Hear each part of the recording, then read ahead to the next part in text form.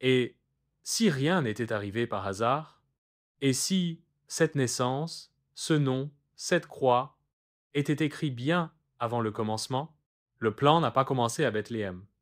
Il a commencé avant les étoiles, dans le cœur d'un Dieu qui savait que l'humanité allait se briser et qui a décidé d'aimer quand même. Des siècles avant que Jésus ne marche sur les routes poussiéreuses de Galilée, des prophètes ont parlé.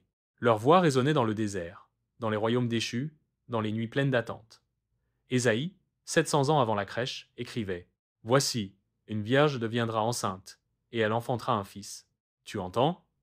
C'était déjà lui. Michée annonçait: Et toi, Bethléem, de toi sortira celui qui dominera sur Israël. Bethléem, petite ville, grand destin. Zacharie voyait un roi arriver, doux et monté sur un âne.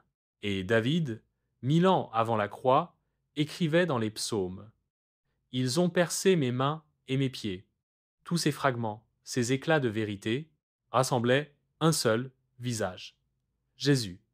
Il n'est pas venu par surprise. Il est venu en accomplissement. Chaque détail, chaque lieu, chaque parole, annoncé, promis, accompli. Pas une erreur, pas un plan B, le plan parfait. Un Dieu qui ne change pas. Une promesse faite et tenue.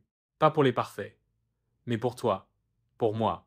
Et aujourd'hui, cette même voix qui parlait à travers les prophètes te parle encore. Je t'ai aimé d'un amour éternel. Il l'avait promis, et il est venu. Il l'a accompli pour que tu sois sauvé. Abonne-toi à Lumière biblique pour découvrir toute la beauté de cette histoire vraie.